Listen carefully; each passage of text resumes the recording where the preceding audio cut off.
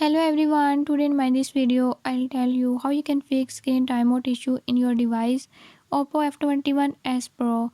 In this device, if you're having any issue like if you have set the screen timeout to be 1 minute, 2 minutes or 10 minutes, but if the screen timeout automatically reset back to 30 seconds, I'll show you the right way how to fix this issue.